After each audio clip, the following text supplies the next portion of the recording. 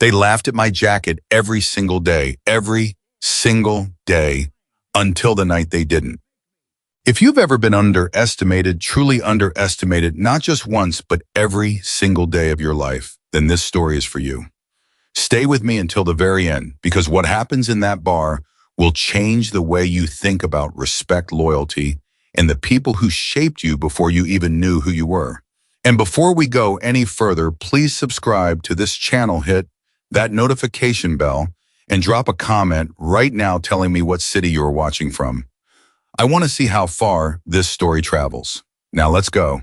Emily Carter had stopped counting the number of times someone laughed at her jacket. It happened so often and with such casual cruelty that she had learned to fold the sound into the background of her life, the way you fold a dead radio station into the white noise of a long highway drive. You hear it, but you stop listening. You let it blur. You keep moving. But there was one morning she couldn't fold away. It was a Tuesday in late October. The Arizona desert had that particular kind of cold that sneaks up behind you. The kind that doesn't announce itself, just grips the back of your neck and squeezes. Emily had been at the shop since 6 in the morning, her hands already black with grease before the sun finished rising, working on a 1978 Harley-Davidson Sportster that belonged to a retired postal worker named Gerald. The bike had a carburetor problem that 3 other shops in town had given up on. Emily had not given up. She never gave up. That was something people around Ridgeline, Arizona tended to miss about her. She was 29 years old. She had the kind of quiet that people sometimes mistake for emptiness. She spoke when she had something to say and stayed silent when she didn't, which meant that in Ridgeline she was silent most of the time. She had moved back here 14 months ago after her mother passed, coming home to settle the house and the debts and the questions that always come when the last parent leaves and there's nothing left standing between you and the past. She hadn't planned to stay, but the shop was still there. Her father's name was still above the door, faded but readable. Carter's Cycles, and when she stepped inside that first day and smelled the oil and metal and something else underneath, something she couldn't name, she decided to stay a little longer. A little longer became forever. She reopened Carter's Cycles 9 months ago with a modest announcement, a handwritten flyer pinned to the community board outside the hardware store. And business had been slow, then steady, and finally something she could live on. She was good, better than good. She had learned to read a motorcycle engine the same way her father had, not just technically, but intuitively with her hands and her gut, the way a doctor listens to a heartbeat and hears not just the rhythm, but the story behind it. What people saw when they looked at Emily Carter was a quiet young woman working in a dusty shop on the edge of a small desert town. What they didn't see was her, and that Tuesday morning that became impossible to ignore. 3 bikers had come in to ask about a valve adjustment. They weren't regulars. They were passing through big men, all leather and noise, the kind of men who filled a room before they even opened the door. Emily had stepped out from behind the workbench, wiping her hands on a rag, and the first one, a heavy-set man with a red beard who would later introduce himself to no one, as Duke stopped dead when he saw what she was wearing. The jacket. Her father's old black leather jacket. It had a faded patch on the back. She wore it because the shop was cold in the mornings and because it still smelled very faintly like him, like motor oil and pine resin, and something warm she had never been able to describe to anyone. She wore it the way you carry something precious, not to show it off, but because putting it down feels like a small kind of abandonment. Duke looked at the jacket, then he looked at his friends, then he laughed. Not a small laugh, a big, rolling, full-bodied laugh that bounced off the concrete walls of the shop and came back sounding even louder. His 2 companions joined in, one of them actually pointing like she was a sight at a fair. "You got that from a yard sale," Duke said, still grinning. "Or you just dig through your grandpa's closet." Emily looked at him. She said nothing. He kept going. "That patch is so faded I can't even tell what it's supposed to be. Lady, whoever gave you that jacket did not do you any favors." His friend, the one who had been pointing, stepped a little closer, squinting at the patch like he was trying to read the bottom line of an eye chart. "I've seen biker patches before," he said, "and I don't know what that's supposed to be, but it ain't nothing." Emily folded the rag in her hands, once, twice, set it on the workbench. "What did you need done?" she said. Duke blinked. He had expected a reaction, some kind of embarrassment, maybe tears. She gave him nothing. "Valve adjustment," he said, less sure of himself now. Leave the bike. I'll have it ready by 4. They left without saying much else. Emily went back to Gerald's Sportster. She didn't think about Duke again until 4 o'clock when he came back, rode away on a motorcycle that ran better than it had in years, and didn't say a word about the jacket or the patch or anything else. But she heard him before he got back on the bike say something to his friend. She's good, I'll give her that. Not sorry, not embarrassed, just she's good. Emily filed that away. That was Tuesday. Why, by Friday she had almost forgotten about it. Almost. She was closing up the shop, pulling the overhead door down, when a familiar face appeared in the parking lot. Tommy Reyes, 22 years old, the youngest son of a family that had lived 2 streets over from the Carters for 3 generations. Tommy worked at the grain station on Route 9 and had the particular kind of restlessness that belongs to young men who know exactly where they are and can't figure out how to be anywhere else. Hey, Emily. Tommy. Heard some guys came in earlier this week. Said they were laughing at your jacket. Emily looked at him. Word gets around fast. It's Ridgeline. He shrugged. You okay? I'm fine.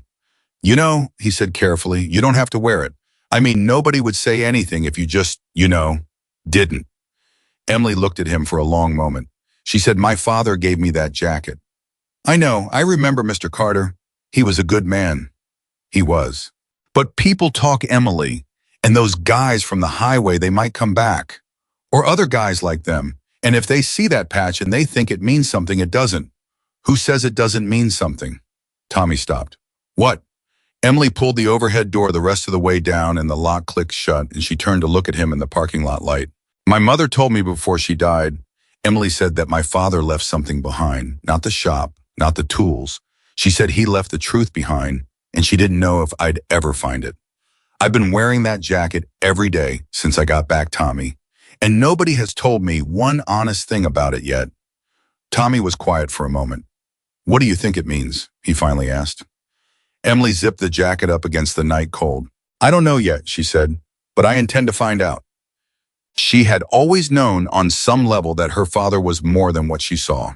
Jack Carter had been in the way she remembered him as a child, a large and gentle presence, a man who smelled like work and laughed slowly, who fixed things with his hands and read paperback westerns at the kitchen table on Sunday mornings and made coffee so strong it could strip paint.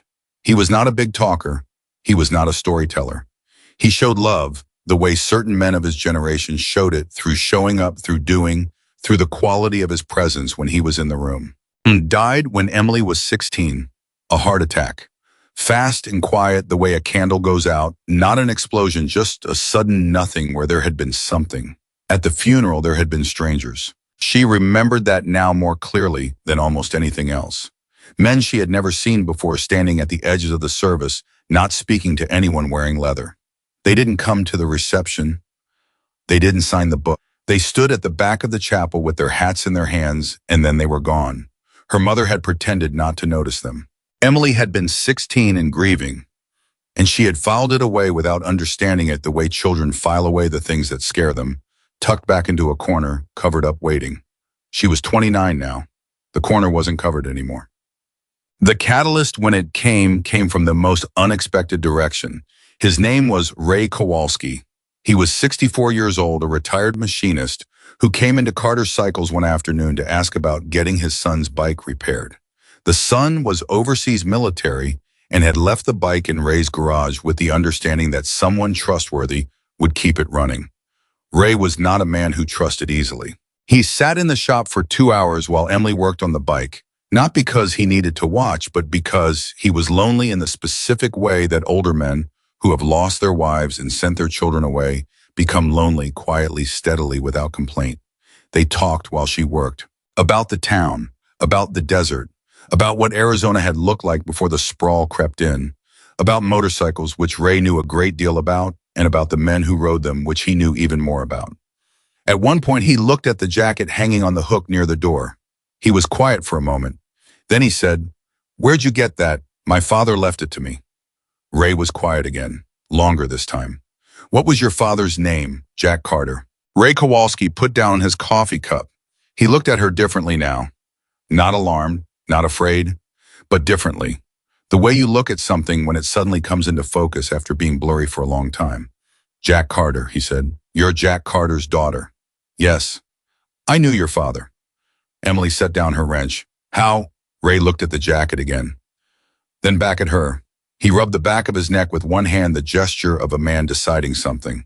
There are things, he said slowly, that I'm probably not the right person to tell you. Not because they're secrets exactly, more because they belong to people who are still living them. You understand? No, Emily said honestly. I don't understand. I've been wearing that jacket for 14 months and people react to it and nobody explains anything, and I'm tired of not understanding. Ray looked at her for a long moment. He nodded slowly. There's a gathering, he said. South of town, out on Route 41, there's a bar called the Iron Mile. You know it. I know of it. There's a gathering there next Friday night. Not a party, not some kind of event. Just riders. Old ones mostly. Some younger ones. People who knew your father. He paused. People who remember that patch. Emily felt something shift in her chest. Not fear, something older than fear. Should I go, she said. Ray stood up, reached into his pocket, left money for the work on the counter. If you want answers, he said, that's the only place left in Ridgeline where they still live. He walked to the door. He paused with his hand on the frame. Wear the jacket, he said. Don't hide it. Don't explain it. Just wear it and let them see. Then he walked out into the desert afternoon, and Emily stood in the shop alone with the sound of the wind against the metal walls and her father's jacket on the hook and 14 months of unanswered questions pressing against the inside of her ribs. She spent the week between that conversation and Friday trying to prepare herself for something she couldn't name. She worked. She repaired a Yamaha and a vintage Indian and a modern Honda that belonged to a school teacher who drove it 40 miles to work every morning. She talked to customers and ordered parts and balanced the books and did all the ordinary things that ordinary days require. But underneath all of it, she was thinking about that bar, about what Ray had said, about the men who had stood at the back of her father's funeral and held their hats and said nothing. She thought about the patch on the jacket. She had looked at it 100 times, but she had never truly examined it, not the way you examine something when you're trying to understand it rather than just see it. She took the jacket off the hook Thursday night and carried it to the kitchen table and sat under the good light and looked. The patch was mostly faded. The colors had bled into each other over the years. Whatever red or blue or gold had once been there was now a kind of muted bronze and brown like old photographs. But the shape was still clear. The design was still legible if you looked carefully. She could see wings. She could see lettering, though some of it had worn away. She could see in the center something that had once been bold and was now just a ghost of itself. She sat at that table for a long time. She thought about her father, about the way he had put the jacket around her shoulders the summer she was 14 and said with his particular slow gravity, "Someday this'll make sense to you." She had assumed it was the ordinary mysteriousness of fathers, the way they sometimes spoke, as though they were handing you a key to a door you hadn't found yet. She had not understood at 14 that the door was real. Friday night came with a full moon and a cold that had real teeth. Emily drove out to Route 41 in her father's old truck, jacket on the heater working imperfectly, the radio off. She had not told Tommy Reyes she was going. She had not told anyone. This felt like something she needed to do alone or not at all. The Iron Mile set back from the road down a long dirt track lined with pinon pines. The parking lot was full, not just full, dense, crowded, a field of motorcycles arranged with the particular geometry that riders develop unconsciously. Every bike angled just so every chrome surface picking up the light from the building's exterior lamps and throwing it back softened and warm. Emily parked the truck at the far end of the lot and sat for a moment. She could hear music. She could see people moving inside through the windows. She breathed. She got out of the truck. She walked toward the door. And then before she even reached it, the door opened from the inside. A man stepped out, large mid-50s, a face like weathered sandstone, and he stopped dead when he saw her. His eyes went to her face, then to the jacket, then to the patch. He stood there for 3 full seconds without moving or speaking, which was 3 seconds longer than most people need to decide if someone is a threat or a stranger. Then he said very quietly, "Who are you?" Emily straightened. "Emily Carter," she said, "Jack Carter's daughter." The man stared at her. Something passed across his face, not one emotion, but several in quick succession, the way a sky changes in the first moments of a storm. He said nothing. He turned. He went back inside. Emily heard through the open door before it swung closed the particular quality of a room going quiet, not the polite quiet of someone calling for attention, but the immediate involuntary quiet that happens when something occurs that no one expected. She pushed the door open and walked in. The room held maybe 80 people. They had been talking and drinking and moving in all the casual patterns of a gathering of people who know each other well. And then they stopped, not gradually, all at once in the way that a flock of birds changes direction, every single one of them simultaneously as though moved by the same signal. 80 pairs of eyes on her, on the jacket, on the patch. The music was still playing from somewhere in the back, an old Waylon Jennings song that nobody seemed to hear anymore, filling the silence from above without touching it. Emily had walked into difficult rooms before. She had walked into rooms where she was the only woman, the youngest person, the outsider, the unknown. She had walked into those rooms and been dismissed before she opened her mouth. She had learned to carry herself in a way that didn't ask for anything. Straight spine, steady eyes, no apology in her posture. She carried herself that way now. She walked to the bar. She sat down. The bartender, a woman around 60 with short silver hair, and the eyes of someone who had seen everything at least twice, looked at her without expression and said, "What can I get you?" "Coffee," Emily said. "Black." The woman poured the coffee, set it on the bar, and then in a tone that was more information than question, said, "That's Jack Carter's jacket." "Yes," Emily said, "I'm his daughter." The woman nodded slowly, like a piece she'd been missing for a long time had just appeared in her hand. "I'm Charlene," she said. "I've been running this place for 22 years. Your father used to come in here every other Thursday. He always sat at that end of the bar." She gestured to the far corner. "He drank coffee same as you, and he never started trouble once in all the years I knew him." She paused. "I'm sorry he's gone." "Thank you," Emily said, and then a voice from behind her, "Bobby." She turned. The man who had stopped at the door, weathered face, mid-50s, the gravity of someone accustomed to being listened to, was standing there. Behind him at a careful distance that meant respect rather than timidity were others. "My name is Bobby Jenkins," he said. "I run the Ridgeline chapter." He said it without elaboration. He didn't say what chapter. He didn't say of what. He said it the way people say things that are simply known. Emily looked at him. "Ray Kowalski told me to come," she said. Bobby Jenkins nodded slowly. "Ray's a good man," he said. "He does the right thing when it counts." He pulled out the stool next to her and sat down. Not demanding, not threatening. The way you sit when you have something difficult to say and you want to say it carefully. "That jacket," he said. "I haven't seen it in 13 years. My father gave it to me before he died." "I know Jack gave it to you. He told me he was going to." He looked at the patch. "I didn't know what you'd do with it. Didn't know if you'd ever show up anywhere anyone could see it." He paused. "I'm glad you did." "Why?" Emily said. Bobby Jenkins looked at her steadily. "Because there are things you deserve to know," he said. "About your father, about who he was before he was just your father." He paused. "About why every person in this room went quiet when you walked in." Emily wrapped both hands around the coffee cup. The room was still watching. 80 people holding their breath, waiting for whatever came next. The Waylon Jennings song had ended. The bar was completely silent except for the wind outside and the sound of Emily's own heartbeat, which she could feel in her throat, in her hands, in the places where questions had lived for so long, they had started to feel permanent. She looked at Bobby Jenkins. "Tell me," she said, and he began. Bah. He told her about a man named Jack Carter who had ridden into this chapter 25 years ago on a 1981 shovelhead with 40,000 miles on it, and everything he owned in 2 saddlebags, and who had been from the first week the kind of man that other men, tough men, proud men, men who didn't give trust, easily found themselves trusting anyway. Not because Jack was loud. He wasn't loud. Not because he was the biggest or the fastest or the most fearless. It was something else. Something Bobby struggled to name, even now, 25 years later, sitting in a bar with Jack's daughter. He had a way, Bobby said, of making you feel like the situation could be handled. Whatever the situation was, he walked into a problem and something in the room changed. The temperature almost, like someone turned up a heater. He shook his head. "That's not something you can teach. Either you have it or you don't."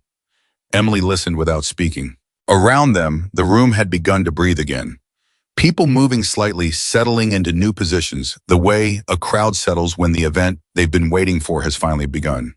Some had drifted closer, some had turned back to their own conversations but were clearly still listening. The dynamics of a gathering adjusting itself to accommodate something unexpected. Your father spent 7 years with us, Bobby said. 7 years. And in those 7 years, I watched him pull people back from edges they didn't even know they were standing on. Guys who were in trouble. Guys who were making choices that were going to end them. Jack had a way of not exactly stopping them. More like redirecting, showing them another road, without making them feel weak for needing it. He never talked about any of this, Emily said. No, he wouldn't. Bobby didn't say it with bitterness, just recognition. That was Jack. The thing he was proudest of, he never talked about. Guys he helped those guys know, but Jack never kept score, never mentioned it, just moved on to the next thing. Why did he leave? The question dropped into the conversation like a stone into still water, and the ripples spread outward through the room. Emily saw it, the slight shift in posture, the almost imperceptible tightening of attention from the people around them. Bobby Jenkins was quiet for a moment. He left, he said carefully, because he saw something changing. Not just in the chapter. In himself, he said. Bobby stopped, rubbed his jaw, the gesture of a man choosing his words with unusual care. He said he was starting to enjoy things he used to feel bad about. And the day you stop feeling bad about the wrong things is the day you've lost something important. Emily absorbed that. She thought about her father at the kitchen table on Sunday mornings. She thought about his hands large, always slightly damaged, always clean. She thought about the way he sometimes looked out the window when he thought no one was watching, that specific quality of stillness that belongs to people who are carrying something heavy and have chosen to carry it without complaining. He gave up the jacket, Bobby said, walked away from everything, moved out here, opened the shop, and just became Jack Carter, the mechanic. Husband, father. He looked at her. He never went back. And the jacket, Emily said. Bobby looked at the faded patch. His expression was something she couldn't quite read, not grief exactly. Something older than grief, something that comes on the other side of it. He kept it, Bobby said. That surprised me, to be honest. When a man walks away from a life, usually he walks away clean. Jack kept the jacket. He paused. I think I understand why now. Why is he dumb? Emily said. Bobby looked at her. Because he wanted you to have it. He said, not to wear, not to show off, but to carry, so that someday if you were ever ready to know the truth would find you. Emily sat with that for a long moment. The bar was quiet around them. Then from somewhere near the back, a voice she didn't recognize said, I'm one of the ones he helped. She turned. A man she had never seen before was standing up from his table.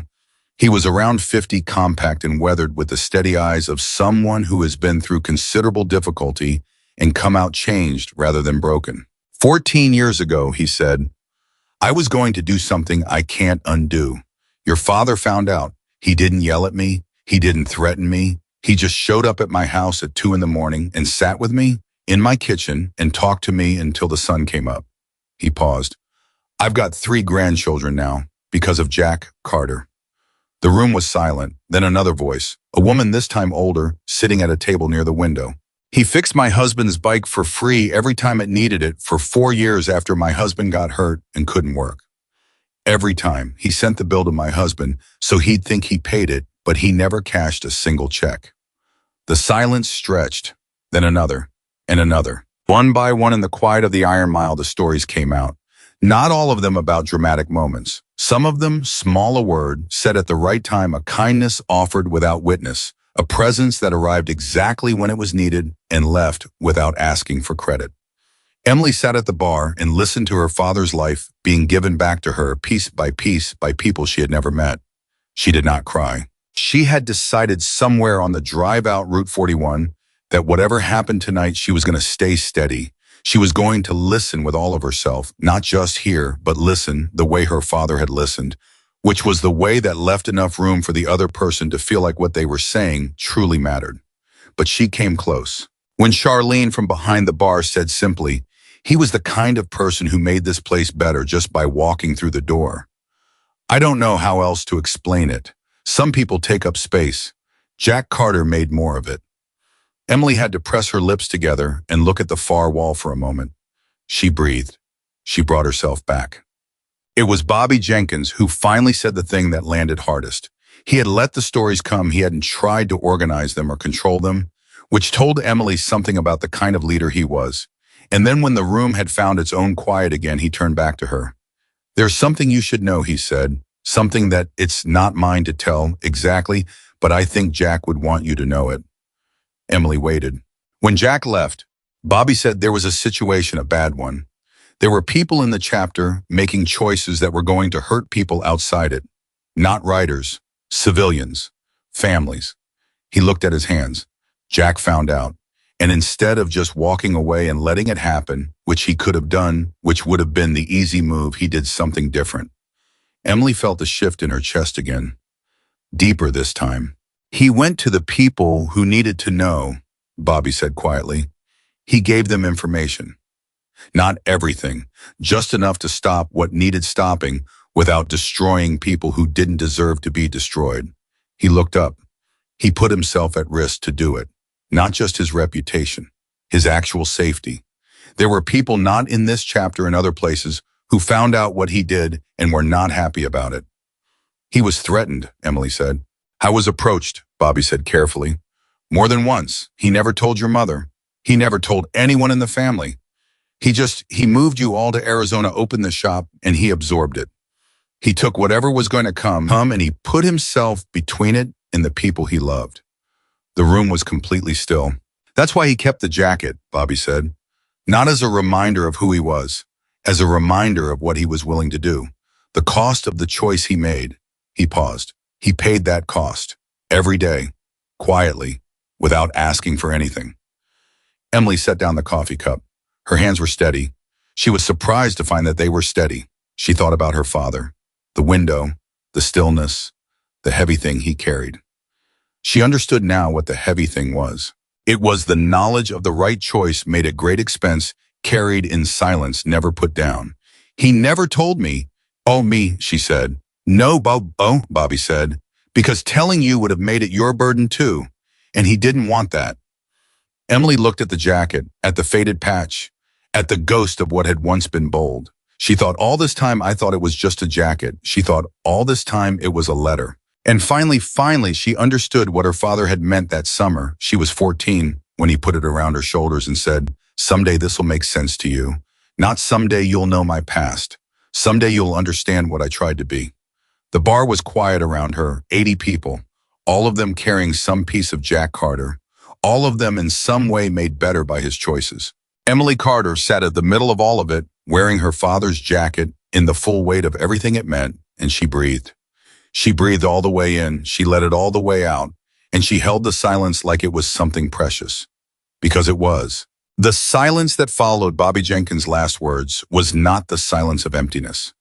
It was the silence of a room full of people who had just watched something private become real in front of them, the particular quiet of witnesses. Emily sat with it. She didn't rush to fill it. Her father had taught her that, without ever saying so directly, that silence, real silence, deserves to be respected, the same way you respect a person who is trying to find the right words. You don't interrupt it. You let it finish. But the room around her was not finished, because the man who spoke next changed everything. He came from the far corner, the part of the Iron Mile that the overhead light didn't quite reach, and he walked with the deliberate slowness of someone who has made a decision and intends to stand behind it. He was older than Bobby Jenkins, maybe 65, maybe more, the kind of age that sits heavily on the body but leaves the eyes completely clear. He had a beard that had gone entirely white and hands that told 30 years of physical work without a single word being spoken. He stopped 5 feet from Emily. He looked at the jacket. He looked at her face. And then he said, "I was the one who threatened your father." The room inhaled. Bobby Jenkins went completely still beside her. Emily turned on her stool to face the man directly. She did not flinch. She did not reach for anything. She just turned and looked at him the way her father used to look at a problem, full on, without blinking, with the particular steadiness that says, "I am not afraid of what I'm about to hear." "My name is Victor Crane," the man said, "and I was not part of this chapter. I was part of something else, farther south, and what your father did, the information he passed along, it cost my organization considerably." He paused. The word organization landed the way he intended it to, with weight and implication. I came to Arizona 3 times to find him, 3 times in the year after he left. Emily's jaw tightened, just slightly. The first 2 times Victor Crane said I was angry. I was going to make him understand that choices have consequences. He looked down at his own hands. The 3rd time I came to his shop. It was early. He was already working.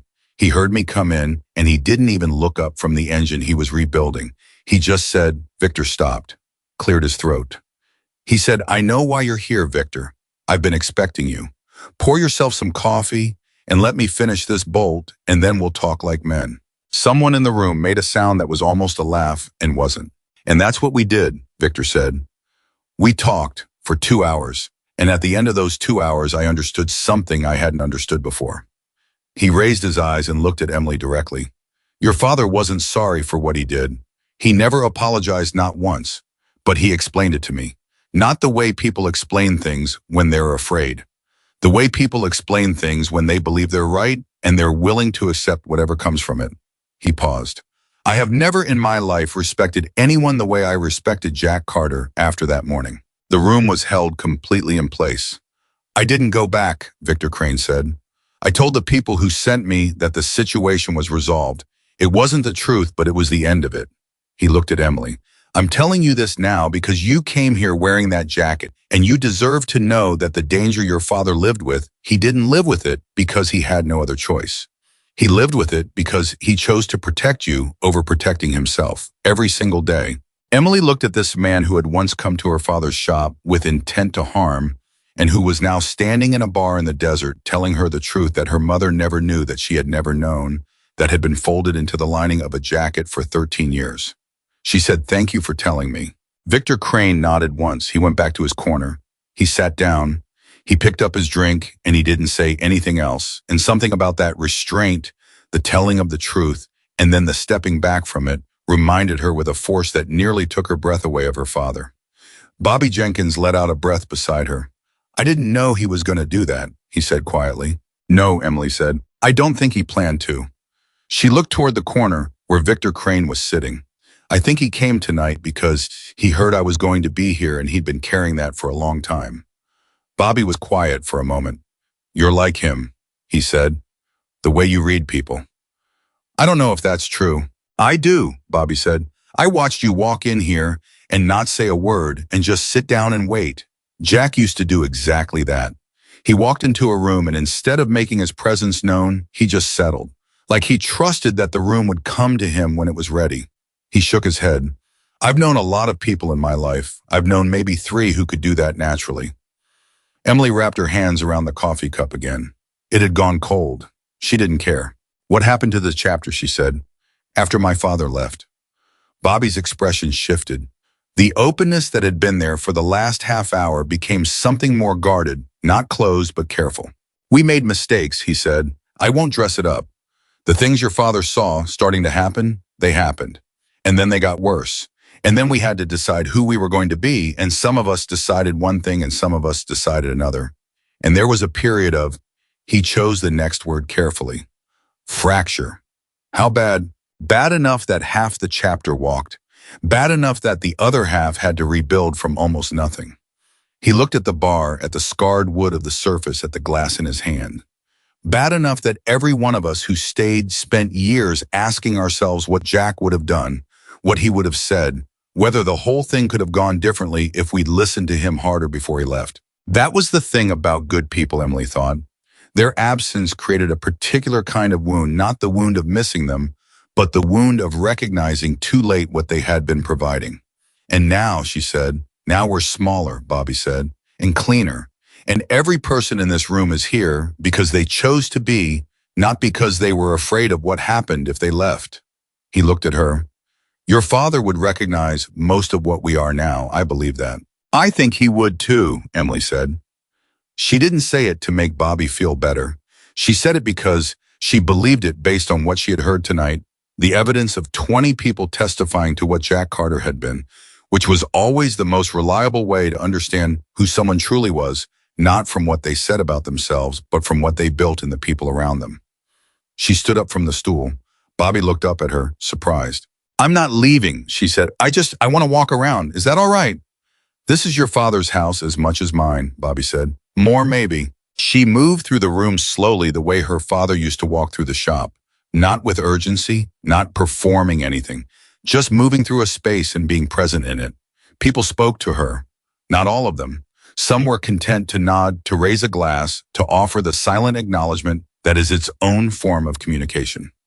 Others stopped her and added their piece to the growing mosaic of Jack Carter. A kindness here, a confrontation avoided. There a moment of clarity that turned a life in a different direction. She listened to all of it. She was on the far side of the room near the back when a hand closed around her arm. Not roughly, but firmly. She turned. The man who had grabbed her was around 40, lean and hard-faced with the look of someone who had spent considerable time being angry and had gotten comfortable with it. He was not someone she recognized from any of the earlier moments he had been sitting alone in the back, and she had noticed him peripherally the way you notice something at the edge of your vision that doesn't quite fit. You don't belong here, he said, quietly. Almost conversational, which was somehow more alarming than if he'd said it loudly. Emily looked at his hand on her arm. She looked at his face. Let go of my arm, she said, equally quiet, equally conversational. He didn't. Your father's patch doesn't make you family, he said. It makes you a reminder of something a lot of people here would rather forget. Then don't look at it, Emily said. Something moved behind his eyes, not anger exactly, something underneath anger, something older. He cost people, the man said. Real people, not just organizations, not just politics. People I knew. What he did had consequences that went further than your father ever understood. I think, Emily said carefully, that my father understood exactly what the consequences were. I think that's why he spent the rest of his life the way he did. That's not good enough. It never is, Emily said.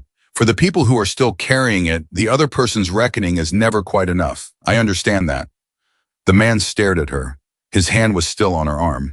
And then Bobby Jenkins' voice came from behind him, level and quiet. Decker. Just the name. One word.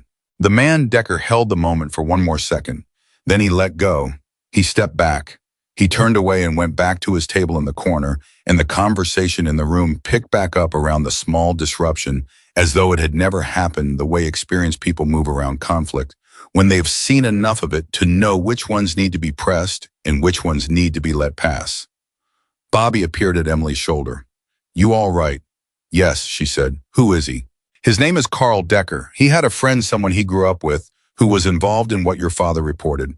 His friend went to prison. Bobby paused. I'm not going to tell you he's wrong to be angry, but I'm also not going to let him take it out on you. He's been in the chapter this whole time. He came back 3 years ago, after his friend got out. Bobby glanced toward Decker's table. He's carrying something heavy. He doesn't know yet that carrying it the way he's carrying it is going to break him eventually. Emily looked at Decker across the room. He was staring at his glass. His jaw was set. The specific posture of someone who is in pain and has decided that anger is the only acceptable vessel for it. She knew that posture. She had worn it for years after her father died. He doesn't believe my father made the right choice, she said. No, Bobby Jenkins was quiet for a long time. The question deserved a long time. I believe your father made a choice, he finally said. And I believe he made it for the right reasons. And I believe that good choices made for the right reasons can still hurt people. Those things can all be true at the same time. He looked at her. The question isn't whether the choice was right. The question is whether you can live with all the consequences of it, the ones you intended and the ones you didn't. And could he, Emily said, could my father live with it? Bobby's answer came without hesitation. Yes, he said. That's the thing about Jack. He could have left all of it behind. He could have walled it off and refused to look at it. Instead, he carried it in the open inside himself, where nobody could see it but open to himself. He never pretended it cost nothing. He never pretended the people who got hurt weren't real. He paused. That's not absolution, but it's the closest thing to integrity I've seen. Emily looked at the jacket, at the faded patch just visible over her shoulder when she looked down.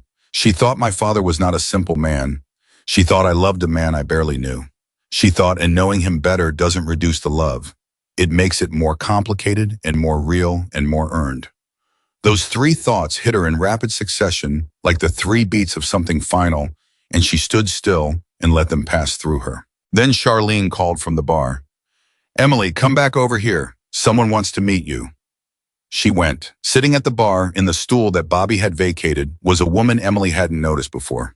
She was 70, maybe older, with white hair pinned back and the kind of face that has been through enough to have arrived at a certain serene accuracy about the world.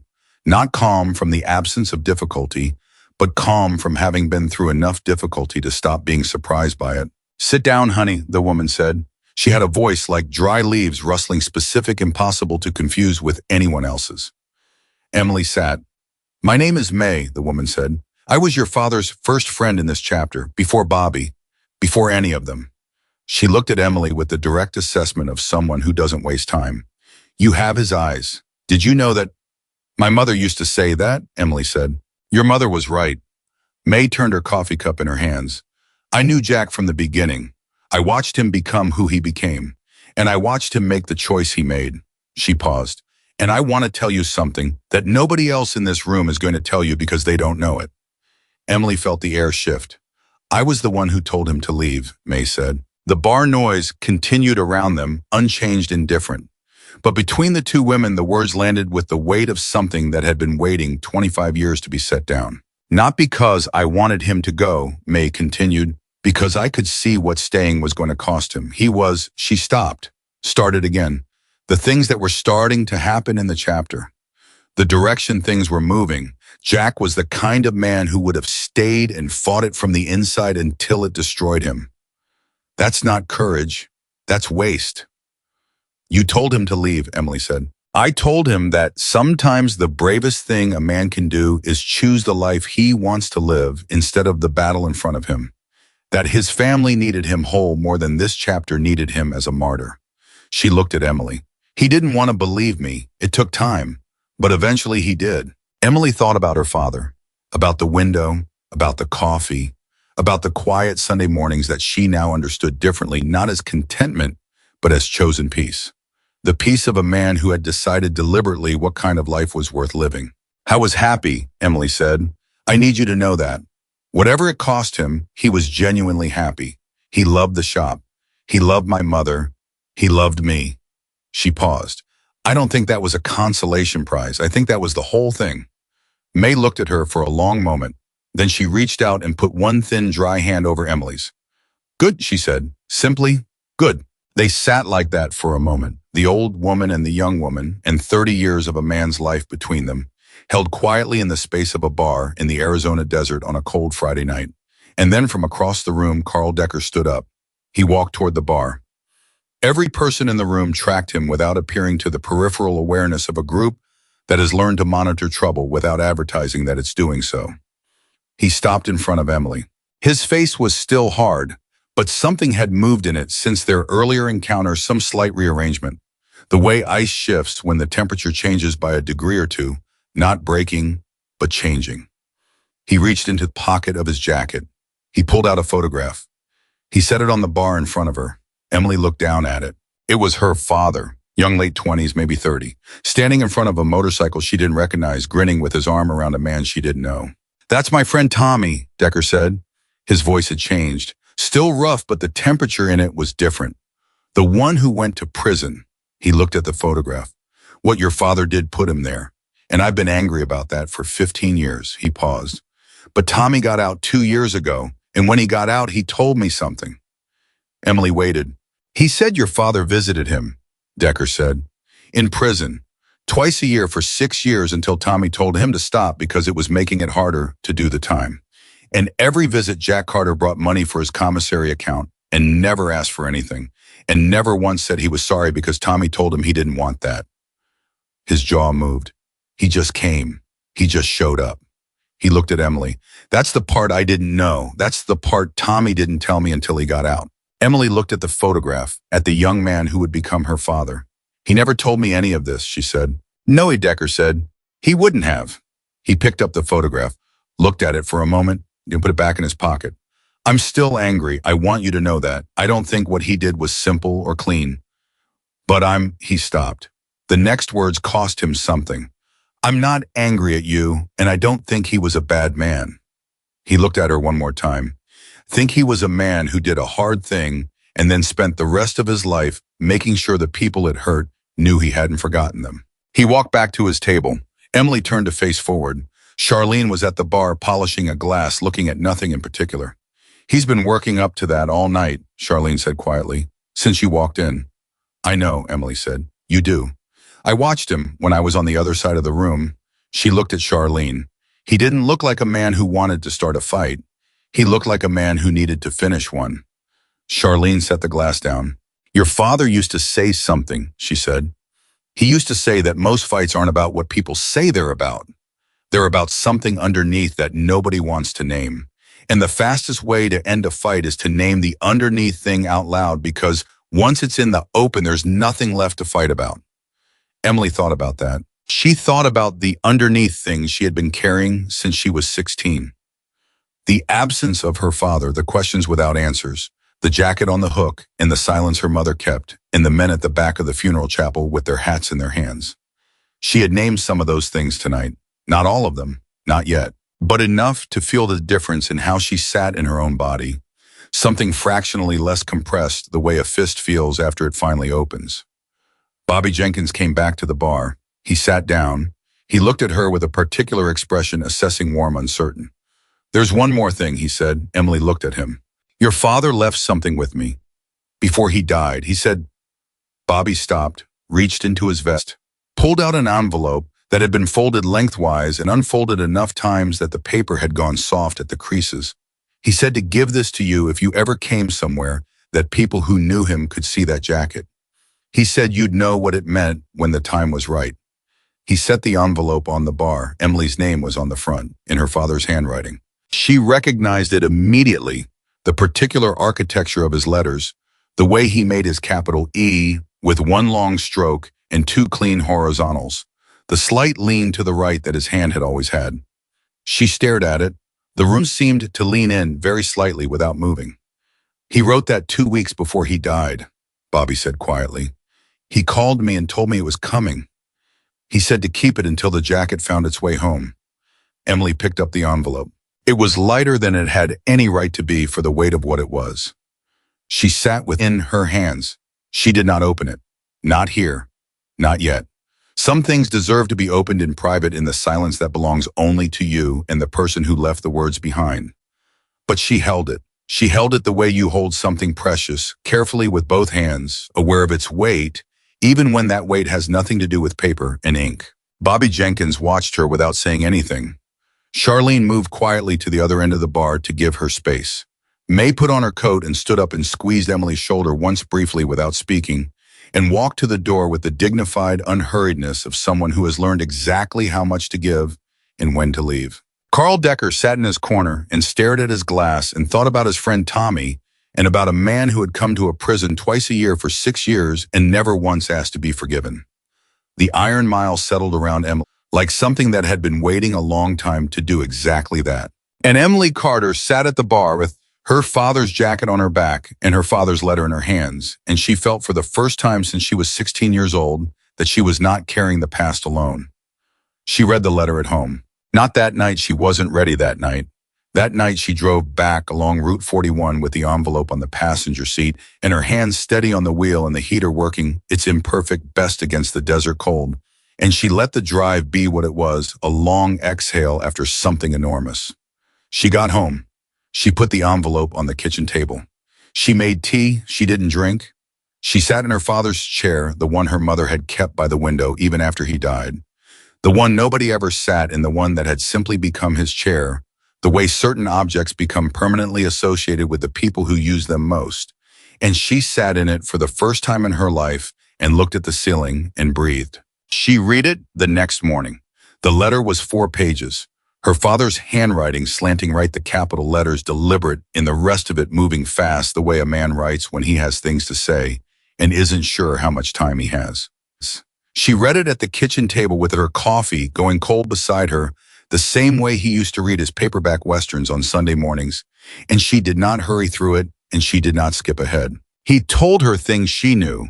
He told her he loved her in the plain, unornamented way of men who mean it completely and don't trust decoration.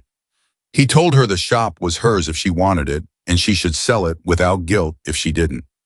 He told her that her mother was the best choice he ever made, and that he was aware he hadn't always made it easy for her mother to believe that. And then he told her things she didn't know. He wrote about the chapter, about the years, about the choice he made and why he made it and what it cost him. He wrote about Victor Crane coming to the shop. He had known it would happen, had prepared for it, had decided before Victor arrived what he was willing to say and what he was willing to accept. He wrote about the prison visits to Tommy Decker, Carl's friend, the young man in the photograph. And he wrote about those visits without drama. The way he wrote about most things, this was the right thing to do, so I did it for as long as he would let me. Near the end, there was a paragraph that stopped her completely. He wrote, Emily, the jacket isn't a trophy and it isn't a burden. It's a record. Everything I was trying to be is in that patch, even when the patch itself has faded. I want you to wear it, knowing the full weight of it, not the weight of my mistakes, but the weight of the attempt. The attempt to do better than I was doing. The attempt to choose the harder right thing over the easier wrong one. That's all any of us can do. I hope you find the people who can tell you what it means. I hope when you do it makes you proud of me, or if not proud, then at least understanding. She read that paragraph 3 times. Then she folded the letter carefully along its original creases and put it back in the envelope and set it on top of the jacket, which was hanging on the back of the chair. And she sat for a long time in the morning quiet of the house. Her father had chosen in the desert. He had chosen in the life he had built deliberately from the ruins of the one he'd left behind. Understanding he had written, she understood. She was also in the complicated way of people who love complicated people proud. That was a Saturday. By the following Thursday, everything changed again. Tommy Reyes came into the shop at noon. He came the way he always did, without calling ahead, with the ease of someone who has known you long enough to treat your space like shared territory. But his face was different. Tight. The specific tightness of someone who has information they're not sure they should have. There's talk, he said without preamble, dropping onto the stool near the workbench. Emily looked up from a carburetor rebuild. About what? About you, about the Iron Mile, about last Friday. He watched her. Word got around fast, Emily. You know how this town is. Someone saw your truck parked out there. Someone else heard something from someone who was inside. And now there are people, not the chapter people, different people who are asking questions. What kind of questions? Tommy hesitated. The kind that start with who does she think she is and end with somebody ought to do something about that. Emily set down the carburetor. Who is saying this? A group that runs out of Tucson. Tommy shifted on the stool. I don't know all the details, but I know they had some kind of history with your father's chapter, and I know they're not happy that Jack Carter's daughter walked into the Iron Mile wearing that patch and walked out again like she owned the place. Emily thought about this carefully. I didn't walk out like I owned anything, she said. No, but that's not how the story's being told. That was the first mini-climax of what would turn stories being told. That was the first mini-climax of what would turn out to be a very long day. The moment Emily understood that the truth of what happened Friday night was less important to certain people than the version of it they had decided to believe. She called Bobby Jenkins. He picked up on the second ring, which meant he had been expecting her call. You've heard, she said. I've heard, he said. Come to the shop on Delgado Street this afternoon. Not the Iron Mile. Delgado, 3 o'clock. And Emily, don't wear the jacket. She almost said something about that. She stopped herself. All right, she said. She hung up. She looked at Tommy. You're not going alone, he said. It wasn't a question. Tommy, I know I'm not a biker. I know I'm not anything official. But I grew up with you, and I knew your father, and you're not driving to Delgado Street to meet with people you barely know about a threat you just found out about by yourself. He crossed his arms. That's not a discussion. Emily looked at him for a long moment. Fine, she said. Be ready at 2:30. Bobby's shop on Delgado was smaller than Carter's Cycles, a working space without pretension, bikes in various states of assembly, the smell of metal and solvent, and the particular warmth of a space that runs a heater all day because the people working in it never stop moving. Bobby was there when they arrived, and so were 3 others, a man named Santos, who Emily recognized from the Iron Mile, a woman named Diane, who she didn't recognize, and Carl Decker. She stopped when she saw Decker. I was sitting against the far wall with his arms on his knees, and he looked up when she came in, and something in his expression shifted, not warmly, not yet, but the hostility from Friday night was absent. What was there instead was something more complicated and more honest. Bobby made introductions that were minimal and functional. Then he got to it. The group from Tucson, he said, is called the Ironbound. They're not a club in the traditional sense. He chose his words. They operate in the spaces between things. They have money and they have reach and they have a long memory for grudges. And they had a grudge with my father's chapter, Emily said. With your father specifically, Decker said from the corner. Everyone looked at him. He didn't flinch from the attention. The information Jack passed along, Decker said. It didn't just affect my chapter. The Ironman had connections to the situation your father reported. When it came apart, they lost. He paused, worked his jaw. They lost significantly. And now they see me showing up in Ridgeline wearing the patch, and they think what, Emily said. They think you're making a claim, Bobby said. That's how they read it. A territory claim, a legacy claim, like you're picking up where your father left off. That's insane, Tommy said from beside Emily. It's how they think, Santos said. It was the first thing he'd said. His voice was flat and precise. They don't operate from the same set of assumptions you do. They see a move and they plan a counter move. Whether or not the move was actually made is almost irrelevant. Emily processed this. So what do they want to do about it? She said. Bobby looked at Diane, who had not spoken yet. Diane was 40-something, sharp-faced, with the particular composure of someone who processes information faster than most people and has learned to pace their responses accordingly. They've requested a meeting, Diane said. With you. The room went quiet. With me specifically, Emily said. With Jack Carter's daughter, Diane said, which is how they're referring to you, not by name, by relation. She paused. It's a power statement. They want you to come as your father's daughter, not as yourself. They want to establish the hierarchy of this before it goes anywhere. And if she refuses, Tommy said, then they read the refusal as a move too, Santos said, and they respond to the move. Emily looked at Bobby.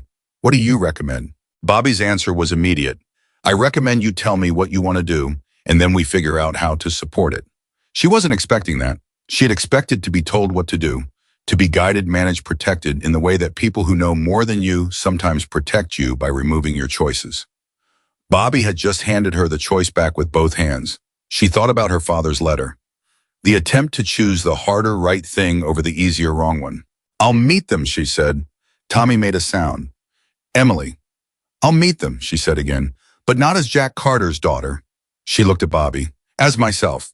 I'll wear the jacket and I'll walk in there as Emily Carter, who runs Carter's Cycles on Main Street, and who has a right to exist in this town and wear what she wants to wear.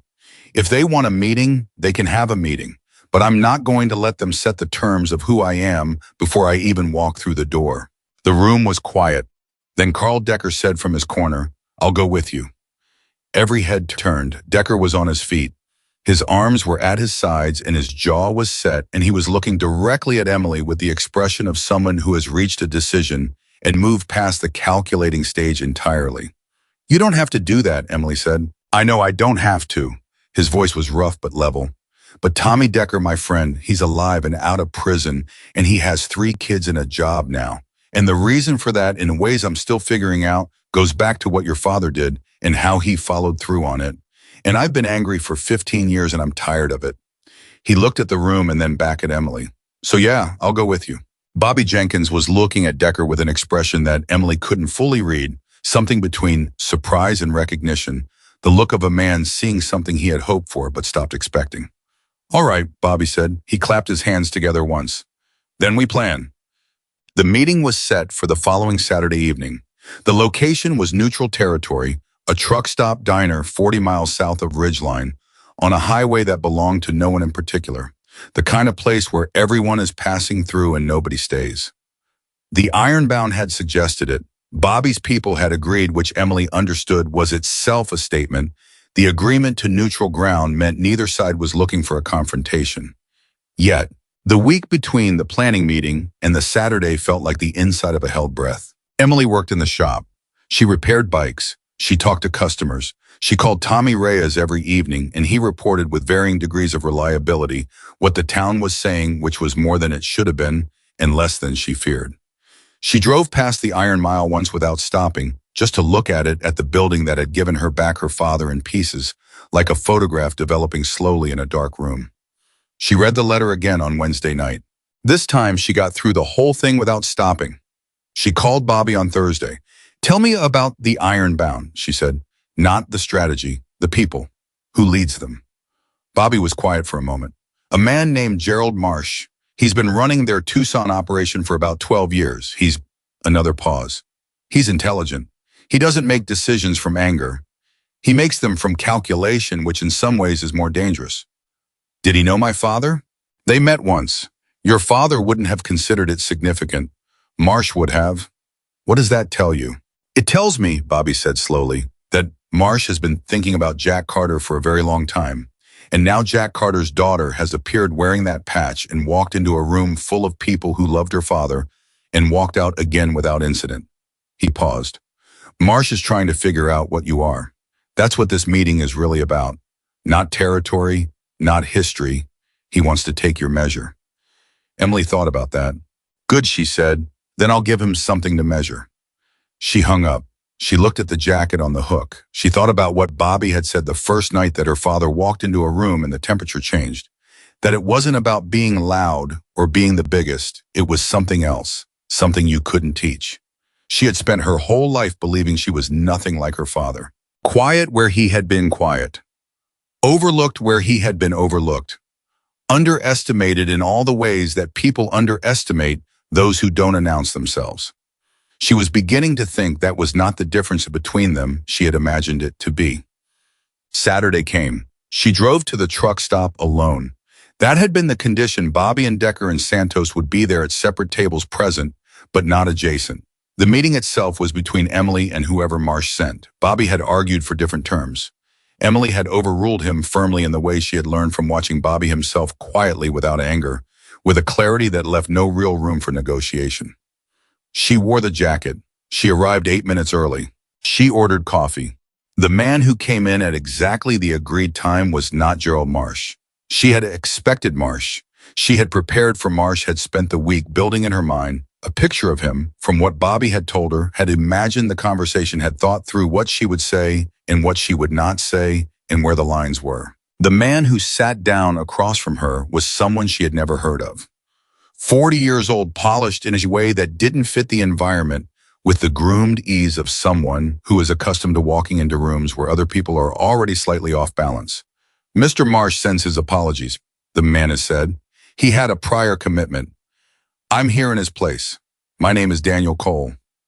Emily looked at him. She understood immediately what was happening. Marsh had sent a representative, not as a sign of disrespect, as a test. He wanted to see how she responded to being denied the meeting she had prepared for. He wanted to see if she would flinch or push back hard or show the edges of whatever she was carrying underneath the composed surface. She did none of those things.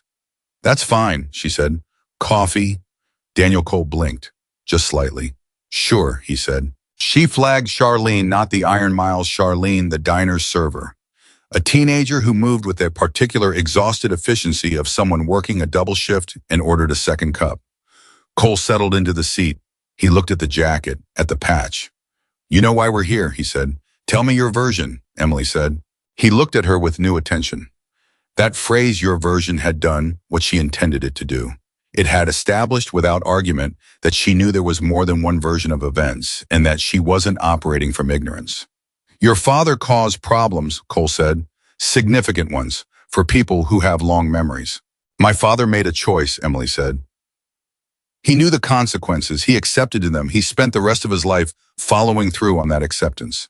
She wrapped her hands around the coffee cup. "That's not a problem that's still open. That's a chapter that's closed. That's one way to see it. It's the accurate way." Cole looked at her. "You sound very sure of yourself," he said, and there was something in his tone that wasn't quite a threat, more like a test of the foundation, the way you press on a surface to see how solid it is. "I'm sure of my father," Emily said, "which is a different thing and in some ways a harder one." Silence. From across the diner, she was aware of Bobby at a corner table watching without watching the way experienced people keep watch. Mr. Marsh, Cole said carefully, is interested in understanding your intentions. The jacket, the appearance at the Iron Mile, what you're building. I'm not building anything, Emily said. I run a motorcycle repair shop on Main Street in Ridgeline. I fixed 31 bikes last month. I'm behind on the bookkeeping. Those are my intentions. And the chapter, those are people who knew my father. They told me things about him I didn't know. I'm grateful to them. She looked at Cole directly. That's the whole story. There's no move. There's no claim. There's a woman who wanted to understand her father and found people who could help her do that. Cole was quiet for a long moment. He turned his coffee cup in his hands. Then he said something she didn't expect. What was he like as a father? Emily looked at him. The question had come from somewhere different than the rest of the conversation. It had come from somewhere personal underneath the professional surface, and the fact that it had surfaced at all meant something she didn't know exactly what, but she filed it. I was quiet, she said. He fixed things with his hands. He made coffee too strong. He read Westerns on Sunday mornings. She paused. He was there, completely consistently there. That was the thing about him that I only understand now that he's gone, the quality of his presence. He made you feel like what you were doing mattered, like you mattered, not through what he said, through how he paid attention. Cole was looking at the table. My own father, he said, and then stopped himself. He set down the cup, recalibrated. That's a good way to be remembered. Yes, Emily said, it is. The conversation that followed lasted another 20 minutes. It was not entirely comfortable and it was not entirely resolved. Cole was too careful to make commitments he hadn't been authorized to make, and Emily was too honest to pretend the underlying tension had evaporated. But by the time he stood up to leave, something had shifted in the room, not dramatically, not cleanly, but perceptibly. At the door, Cole turned back. For what it's worth, he said, Marsh isn't interested in conflict for its own sake. He's a businessman. What he needed to know was whether you were going to become a complication. And Cole almost smiled. I'll tell him you're not a complication, he said. I'll tell him you're just a woman who loved her father. He paused. That should be enough. He left. Emily sat for a moment. Bobby appeared from his corner, sliding into the seat Cole had just vacated. He looked at her face, reading it the way experienced people read situations, for temperature, for damage, for what was said and what wasn't. That went better than it should have, he said. He's not what I expected, Emily said. Marsh's people rarely are. He asked me what my father was like. Bobby was quiet. He asked that? Yes. Bobby looked at the door where Cole had just exited. Huh. He turned back to her. That's interesting. Why wanna? Because Marsh is meticulous about who he sends and what their instructions are. Cole didn't deviate from protocol by accident. He looked at her. He asked that because he wanted to know. And why would he want to know? Bobby was quiet for a moment. Because he said slowly, I think there may be more connecting Daniel Cole and your father than we knew. Emily looked at him. That was the twist she hadn't seen coming. The understanding that the web her father had woven in his years before Ridgeline was larger than anyone had mapped, connected in directions that hadn't been named yet, touching lives at angles that nobody had fully traced. She sat with that. Carl Decker materialized from the other side of the diner and dropped into the seat next to Bobby. He looked at Emily with the direct assessment he'd been developing toward her all week, measuring, recalibrating, arriving at conclusions that seemed to surprise him. It's done, he said. For now, Bobby said. Decker nodded. He looked at Emily. You know, he said, I spent 15 years thinking your father blew up my world on purpose, like he had calculated what it would cost and decided it was an acceptable loss. He paused. And then Tommy told me about the prison visits. And then I watched you walk into the Iron Mile and sit down at that bar and just wait, like you had all the time in the world, like you weren't afraid. He shook his head. You're not the same as him, but you carry the same thing he carried. What thing? Emily said. Decker thought about it. The belief, he said finally, that people are worth the trouble. He looked almost uncomfortable saying it, the words too soft for the roughness of his manner, but true enough that he said them anyway. Jack believed people were worth the trouble, even the difficult ones, even the ones who cost him. That's a dangerous thing to believe, and a rare one. He looked at her. Don't lose it. Emily looked at Carl Decker, this man who had grabbed her arm in a bar 2 weeks ago, who had laid a photograph on a counter and given her a piece of her father she hadn't had, who had stood up in a room full of people and said, "I'll go with you," without anyone asking him to. "I won't," she said, and she meant it. Outside, the desert was cold, and the highway ran in both directions, and the trucks moved past without slowing. And Emily Carter sat in a truck stop diner with her father's jacket on her back, and two men who had become something she hadn't planned on finding, and she thought this is what the patch was for.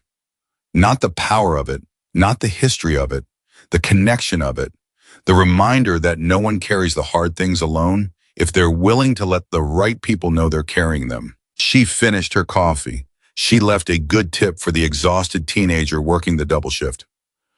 She walked out into the cold with Bobby Jenkins on one side and Carl Decker on the other, and the jacket on her back caught the light from the diner windows as she moved, and the faded patch threw back a ghost of something that had once been bold and was becoming bold again, slowly, the way things do when the right person decides to carry them forward. Bobby Jenkins called on a Sunday morning, which was unusual. He was a man who respected Sunday mornings the way certain people respect church, not necessarily because of religion, but because of the principle behind it, the idea that some hours belong to quiet and shouldn't be interrupted without cause. Emily was in the shop. She'd been there since 7, working on a vintage Triumph that belonged to a 70-year-old retired school teacher named Harold, who drove it to his daughter's house every Sunday without fail, rain or desert heat, and who had brought it in Friday afternoon with the particular distress of a man whose most reliable ritual has suddenly become unreliable. She had promised Harold she'd have it ready by noon.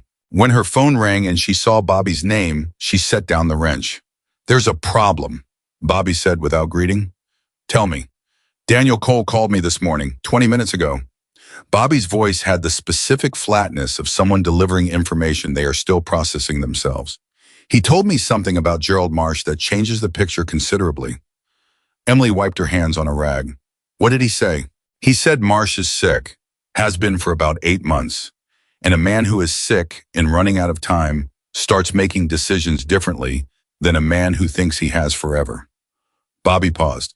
"And one of the decisions Marsh has apparently made is that he wants to resolve certain things before he can't." "What things?" "Your father," Bobby said. "Emily Marsh and your father met once 22 years ago, and I told you your father wouldn't have considered it significant. I was wrong." He exhaled. "Cole told me the full story this morning. That meeting, it wasn't incidental. Your father did something for Marsh that night, something significant, and Marsh has been carrying it ever since."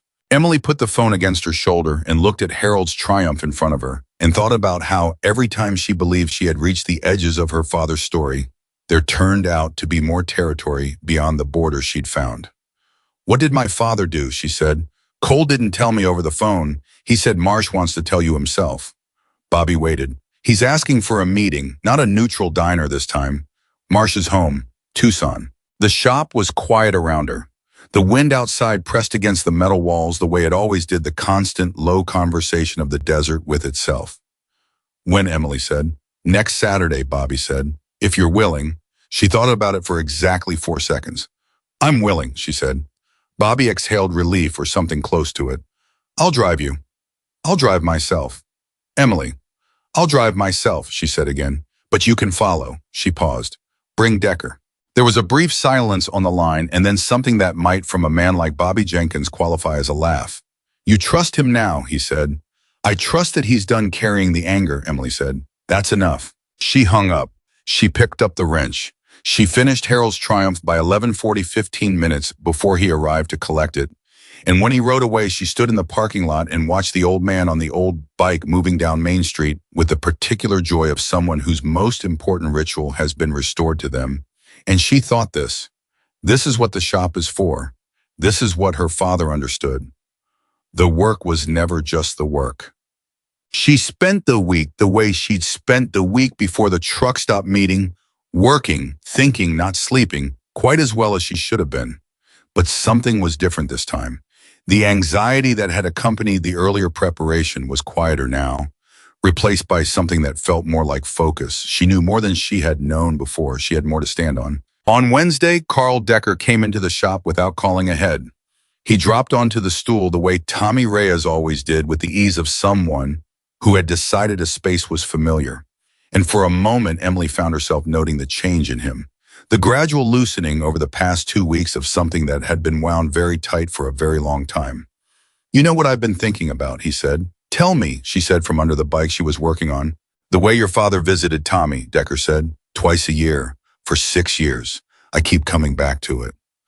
He was quiet for a moment. My friend Tommy is not an easy person to visit. He doesn't make it easy. He pushes back. He says things designed to make you feel bad for coming. He paused. Your father kept coming anyway. Emily rolled out from under the bike.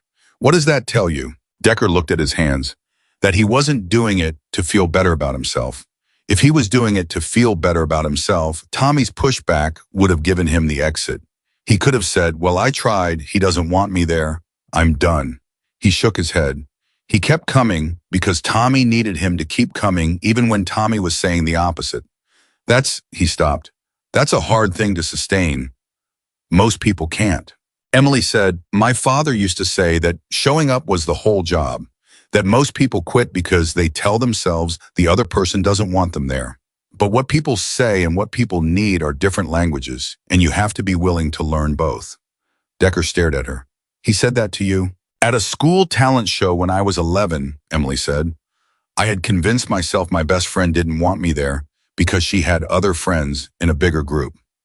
He told me to go anyway, to show up and stop performing the ending of something that hadn't ended yet. Decker was quiet. He was teaching you, he said, even then.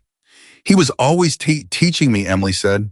I just didn't know the lesson was that large. That was Wednesday. By Friday night, she was packed and ready.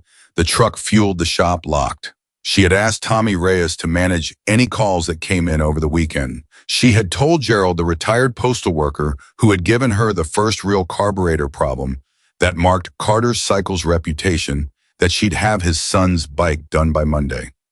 She had done all the ordinary things that framed the extraordinary ones because that was how life worked.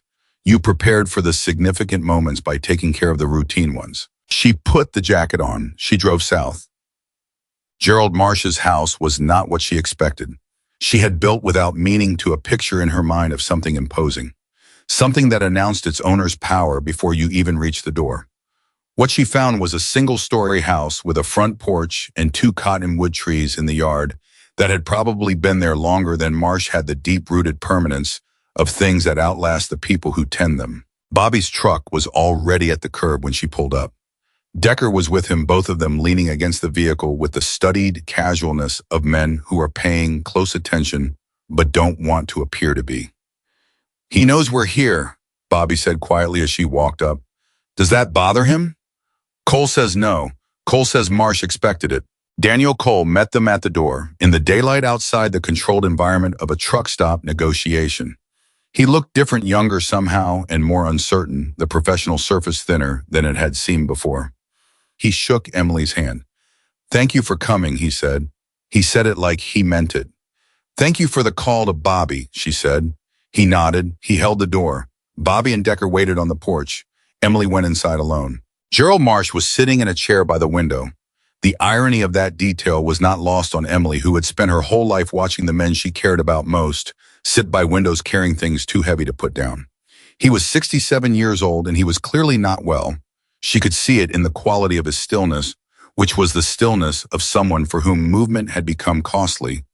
But his eyes were sharp, sharply, completely, uncomfortably sharp. The eyes of a man whose mind had not participated in the body's surrender. Emily Carter, he said, and Mr. Marsh. Sit down, please. She sat. He looked at the jacket, at the patch. He looked at it the way Bobby had looked at it that first night in the Iron Mile, with the recognition of something he thought he'd never see again. I knew that patch would find its way back eventually, he said. I told Daniel that years ago. He thought I was being sentimental. I told him sentiment has nothing to do with it. Some things have gravity. They come back around. Emily waited. I'm going to tell you something, Marsh said, that I've told no one except Daniel. And I'm telling you because you deserve to know the full shape of your father, and because I'm running out of time for the things I've been putting off. He shifted in the chair. 22 years ago, your father and I met at a bar in Flagstaff, not by arrangement, by accident. Though I've come to believe there's less accident in this world than people think. Emily leaned forward slightly. I was in a bad place, Marsh said. Not professionally, Personally, I had done something not illegal, not by the law's definition, but wrong by any definition that matters. I had hurt someone who trusted me, someone who had no power to protect themselves from what I did. And I had rationalized it the way people rationalize things when they're scared of what the truth says about them. He looked at his hands. I had been living with that rationalization for 2 years, and it was eating me alive, and I was getting good at pretending it wasn't. Emily said nothing. She was doing what her father had done with Victor Crane, she realized, sitting still, giving the other person all the room they needed. Your father sat next to me at that bar, Marsh said. We didn't know each other. We talked the way strangers talk when they've both been driving too long and need human contact. And then something shifted. I don't know what I said. I don't know what he heard underneath it. But he turned to me and he said, Marsh stopped. His jaw tightened briefly, the physical effort of holding something composed. He said, whatever it is you did, you already know it was wrong. The question isn't whether you know. The question is whether you're going to let knowing it be the end of the story. Emily felt the words land in the center of her chest. Her father's words, delivered to a stranger in a bar in Flagstaff 22 years ago. The same architecture, the same instinct, the same refusal to let someone off the hook by pretending the hard thing wasn't there. He didn't know me, Marsh said. He didn't know what I'd done or who I was or what I ran or what my name meant in certain circles. He just saw something and he named it. He looked at Emily. I went home that night and I did the thing I had been avoiding for 2 years. I made it right. As right as it could be made. It cost me considerably, but it was the correct cost. Emily breathed. He never knew, Marsh said. Your father never knew what that conversation produced. He spoke his piece and he moved on the way he apparently moved through everything without needing to know the outcome, without waiting for credit. He paused. When his name came up later in a very different context, I remembered. And when the situation arose where other people wanted to respond to what Jack had done, I was the reason certain things didn't happen. Emily stared at him. You protected my father, she said. I redirected certain energies, Marsh said carefully, which is a less dramatic way of saying yes. He looked at the jacket again. Not all of it. I couldn't stop everything, but I stopped the worst of it. He paused. It was the least I owed him. The room was very quiet. Emily thought about Victor Crane, who had come to the shop 3 times and left without doing what he came to do. She thought about the invisible architecture of protection that had surrounded her father's life in Ridgeline, built not from power or fear, but from the accumulated goodwill of a life lived with the specific intention of treating people as worth the trouble. Her father had not known the full extent of it. Neither had she, until now. Why are you telling me this? She said. Now, after all this time. Marsh looked at her steadily. Because Daniel came home from that truck stop and told me about you, about how you sat down and ordered coffee and waited, about what you said about your father, about the way you handled Cole's test without showing him a single edge he could use. He paused. And I thought Jack Carter's daughter is walking around this desert wearing that jacket, and she only knows half the story. And the half she doesn't know is the part that matters most. What part is that? Emily said. The part where your father's goodness was not passive, Marsh said. It was not the goodness of someone who simply avoided doing harm. It was the goodness of someone who actively created a different kind of future for the people around him, including people he never knew were watching. He leaned forward slightly. Including me, including Cole. He paused. Daniel Cole lost his father when he was 9 years old. I've been the closest thing he has since he was 22. And the way I've tried to lead him, the standard I've tried to hold, is the standard your father held in a bar in Flagstaff on a Tuesday night when he had no reason to. He looked at her. Jack Carter shaped Daniel Cole without ever meeting him. That's how far the ripples went. Emily sat with that. She thought about Harold, the retired postal worker, riding his Triumph every Sunday to his daughter's house. She thought about the man at the Iron Mile who had 3 grandchildren because her father had sat in his kitchen until sunrise. She thought about Tommy Decker, Carl's friend, building a new life with his children and his job. She thought about Victor Crane, who had redirected himself in a parking lot in Ridgeline. She thought about Gerald Marsh redirecting harm from a man who never knew it was coming. All of it originating from a person who made strong coffee and read paperback westerns and fixed engines with his hands and showed up quietly without announcement again and again and again. He'd have been embarrassed, Emily said finally, if he knew. Marsh almost smiled. Yes, he said. He would have. He settled back in his chair. That's also how you know it was real. The people who do the most good are generally the most embarrassed to have it quantified. Emily looked at the jacket one more time, at the faded patch, at what had once been bold. She said, he told me in his letter that he wanted me to carry the weight of the attempt. Not the mistakes, the attempt. He succeeded, Marsh said, more than he knew. They talked for another hour, not about business, not about ironbound or chapters or history or threat assessments. They talked about Jack Carter stories, trading back and forth, Marsh offering pieces. Emily had never had. Emily offering pieces. Marsh had never known the two of them building something together that neither could have built alone. At one point, Cole came in and sat quietly in the corner and listened. And Emily noticed that he leaned forward when she talked, absorbing every word with the focused attention of someone taking notes on something they've needed for a long time. When she stood to leave, Marsh reached out and shook her hand. His grip was still firm. Whatever the body was doing, the handshake was his father's handshake, complete, present, unequivocal. One more thing, he said, holding her hand for a moment. There are people in this state who will continue to see that jacket as a symbol of something they need to manage. I can't change their thinking. But I can tell them with some authority that Emily Carter is not a complication, not a threat, and not a move on anyone's board. He looked at her. I intend to do that, clearly, and soon. Emily nodded. Thank you. No. He released her hand. Thank your father. She walked out through the front door into the afternoon. Bobby pushed off the truck when he saw her face. You all right, he said. Yes, she said. What happened in there?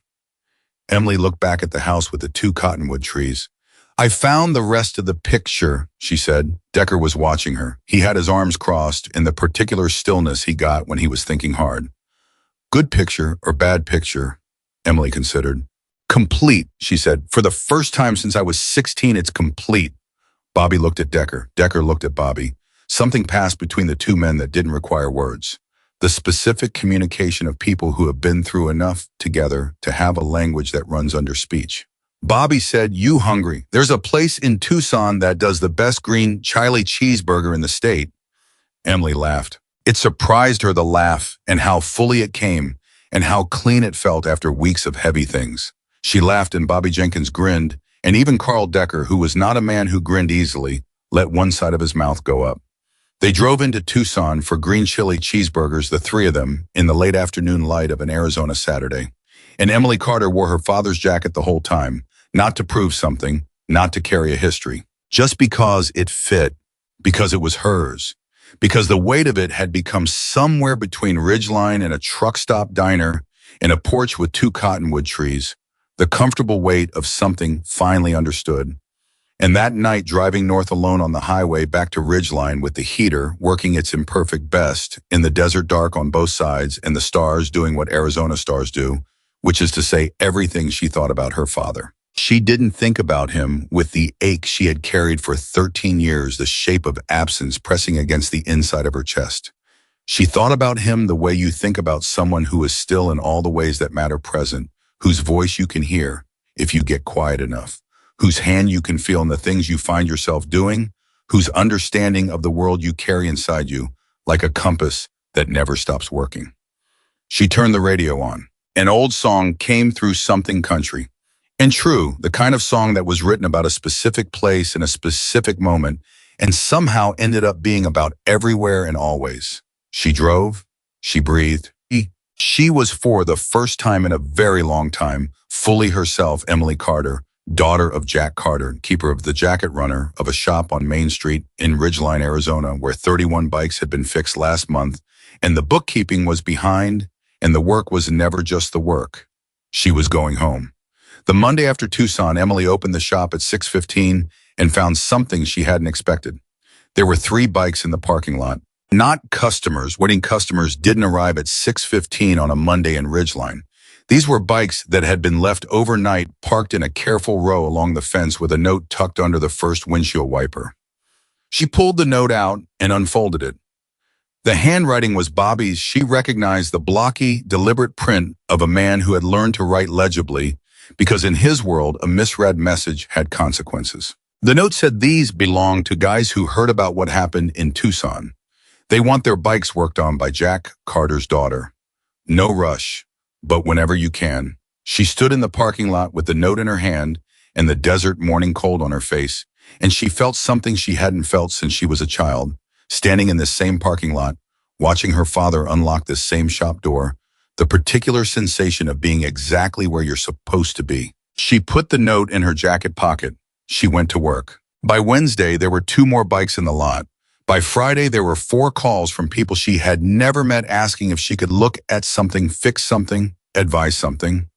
Not all of them were from the biker community. Some were ordinary people, a teacher, a retired nurse, a young man who had just bought his first motorcycle and didn't know who to trust with it. Word had moved through Ridgeline the way word moves through small towns, not through announcement, but through the underground current of people telling other people about someone who did good work and treated them right. Tommy Reyes came in on Thursday afternoon and sat on his stool and looked at the growing queue of machines in various states of repair and said, "You're going to need help." "I know," Emily said. "I know how to do basic maintenance," Tommy said. "I've watched you enough. I could handle oil changes and filters and basic stuff." "Free up your time for the real work." Emily looked at him. "You have a job at the gas station," she said. "Ray Salazar would let me cut my hours," Tommy said. "He's been trying to reduce costs anyway. I'd rather be here." He shrugged the elaborate casualness of someone who has rehearsed nonchalance. "If you want me." "I want you," Emily said. "Starting Monday." Tommy tried not to look too pleased about it. He mostly failed. That was the first change. The second came from a direction she hadn't anticipated. Carl Decker called on Friday evening. He called the shop line, which meant he had looked up the number rather than asking Bobby for her cell, which meant he had thought about the call before making it and wanted it to be slightly more formal than a direct call would be. "I have a proposal," he said. "Tell me."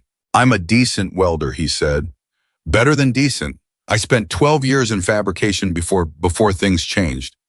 He didn't elaborate on what things had changed, and she didn't ask. "I've been looking at your shop setup. You've got the space for a fabrication corner. Exhaust work, custom brackets, frame repairs. Things you're currently turning away or sending out." Emily had been turning away fabrication work since she opened. It wasn't her strongest skill, and she didn't have the equipment. "You're proposing to set up a fabrication corner in my shop," she said. "I'm proposing to invest in the equipment and run that side of the operation," Decker said. "Shared revenue. You keep your independence, I keep mine. We're just operating in the same space." Emily thought about this. "Why?" she said. A pause. "Because I need something to do with my hands that isn't carrying the last 15 years around." Another pause, briefer. "And because your father's shop seems like the right place to do it." She said, "Come in Monday, we'll talk numbers." He showed up Monday with a legal pad full of figures and a handshake that was firm and direct and completely without the tension that had lived in his body the first night she met him. They talked for 2 hours. They agreed on terms in 90 minutes and spent the remaining 30 minutes talking about nothing in particular, which was how Emily knew the terms were right when the business part finishes and the people stay. Anyway, you've built something real. By the end of that week, Carter Cycles had 3 people and enough work to justify all of them. She put her father's name back on the door. Not over hers beside it. Carter's Cycles, Emily Carter, proprietor. She stood in the parking lot and looked at it, and something settled in her chest that had been unsettled for a very long time. 3 weeks later, Bobby Jenkins came in on a Tuesday morning with his hands in his pockets and an expression she had learned to read as the prelude to something significant. He sat down across from her at the workbench while she had coffee and waited. "The chapter is having its annual gathering," he said. "End of the month. It's bigger than the usual meetings. We do it once a year, open it up. Broader. People come from other chapters, family members, people who have history with the community. It's been going for 30 years. Emily waited. "We want you to come," Bobby said. "Not as a guest, not as Jack Carter's daughter." He looked at her directly. "As yourself, as someone who belongs there." Emily wrapped her hands around her coffee cup.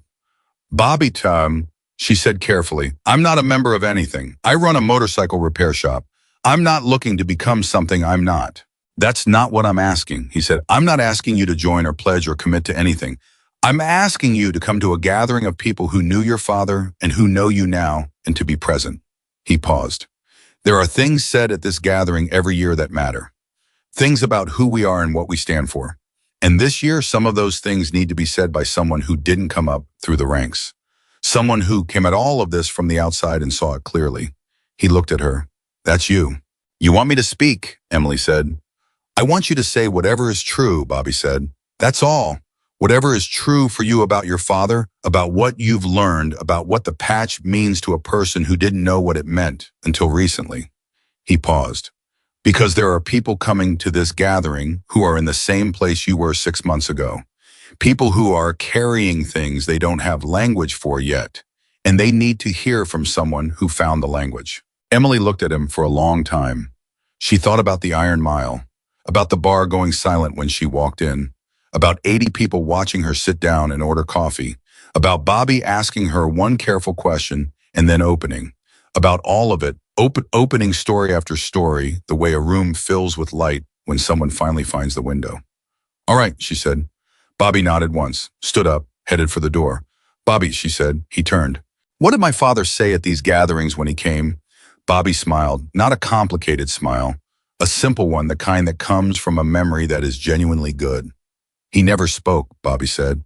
He always sat in the back. But afterward, people always said they felt better about whatever had been said because Jack Carter had been nodding the whole time. He paused at the door. He didn't need to speak. His presence was the argument. He left. Emily sat with her coffee and thought about a man who communicated entire positions through the quality of his attention, and she thought, I am more like him than I knew. And that is not a small thing to learn about yourself at 29. So, the night before the gathering, she couldn't sleep. Not from anxiety or not only from anxiety. Something else was moving in her, the particular restlessness that precedes something that matters, the way the air changes before a storm that is going to be significant. She got up at 2 in the morning and went to the kitchen and made tea and sat at the table with the letter in front of her father's letter, the one Bobby had kept for 13 years, the one she had read 4 times now, and which had given her something different each time. She read it again, the attempt to do better than I was doing, the attempt to choose the harder right thing over the easier wrong one. She thought about the gathering tomorrow, about standing up in a room full of people who had history she didn't have, who had earned their standing through years she hadn't lived. She thought about what she was going to say, and then without entirely planning to, she picked up a pen and started writing. She wrote for an hour, not a speech. She wasn't a speech person, and her father hadn't been either. She wrote the way she thought, which was in sentences that moved toward a thing rather than around it, each one adding a layer until the thing was visible. When she was done, she had 3 pages. She read them back. She crossed out 2/3 of it. What remained was less than a page. But it was true, completely specifically, usefully true, and she folded it and put it in the jacket pocket and went back to bed and slept until 6. The gathering was held at a fairground 40 minutes from Ridgeline. Not dramatic, the practical choice of people who needed space in parking and the ability to be loud without bothering neighbors. When Emily arrived with Tommy, who had insisted on coming and whom she had stopped arguing with about such things, the field was already filling up. Bikes everywhere, people everywhere. The specific social geography of a community that has been gathering in the same formation for 30 years, clusters and circles, and the fluid movement of people who know each other well enough to navigate each other's company without effort. She was recognized before she got to the gate. Not by everyone, but by enough. She saw heads turn, saw the particular double take of people who recognized the jacket, or more specifically recognized the patch, and then looked at her face and recalibrated. Some of them she knew, some she didn't, but the recognition traveled through the field ahead of her, the way recognition does, in communities with strong shared memory, not loudly, not dramatically, but steadily, a current moving through water. Tommy stayed close without being obvious about it. Santos appeared from the crowd and fell into step beside her. Then Diane. By the time she found Bobby near the main tent, she had acquired a small orbit of people moving with her, which she noticed without mentioning. Bobby looked at the orbit and then at her. Ready, he said. Ask me in an hour, she said. The gathering had its own rhythm, food conversation. The organized looseness of a day that has structure underneath its informality. There were introductions and updates in the business of a community taking stock of itself. Emily moved through all of it, talking to people, listening more than she talked, collecting stories the way she had been collecting stories since the Iron Mile, each one, a piece of something larger, each one adding dimension to the picture she was building. It was mid-afternoon when she met the young woman who changed everything about what she planned to say. Her name was Cassie. She was 23, the daughter of a man named Pete who had been in the chapter for years and who had died 18 months ago in the kind of accident that takes people before anyone is ready. Cassie was sitting at the edge of things, not quite inside the gathering and not quite outside it, with the particular posture of someone who belongs somewhere in theory and hasn't figured out how to make that true in practice. Emily sat next to her. They didn't speak for a moment. Then Cassie said, "You're the one with the jacket." "Yes," Emily said. "My dad talked about Jack Carter," Cassie said. "Not a lot, but sometimes, when he was trying to explain something about how things were supposed to work." She looked at the gathering around them. "He died before I understood most of what he was trying to explain." Emily felt the precise shape of that sentence land inside her. "How old were you?" she said. 21. Cassie paused. "Old enough to know better than to think I still had time." Emily said, "I was 16 when I lost mine." Cassie looked at her. "Does it get easier?" she said.